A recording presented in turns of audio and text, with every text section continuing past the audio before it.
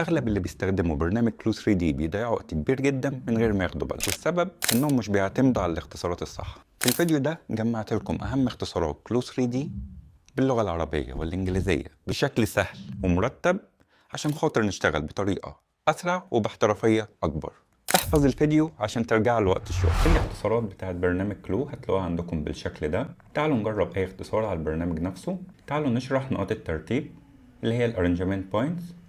هنا اختصارها Shift F، والأداة ديت بتبتدي اللي هي تحط لي نقط على الملكان عشان تسهل عليا ترتيب القطع عليه. تعالوا نفتح برنامج كلو. لو دوست دلوقتي شيفت وحرف الاف هتبتدي تظهر لي النقط ديت. النقط ديت ببتدي من خلالها اللي انا بس بضغط على القطعة وبضغط على المكان اللي انا عايزها فيه، وليكن هنا الكم اهو،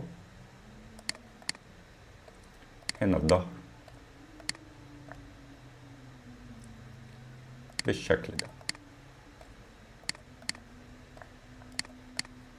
عشان خاطر لما ادوس سبيس وبرضه هتلاقوا الاختصار بتاع السبيس اللي هي المحاكاة السيميوليت. ديت الاختصارات اللي احنا بنتكلم عليها. اكتبوا كومنت بس بكلو 3 دي وهبعت لكم لينك التحميل.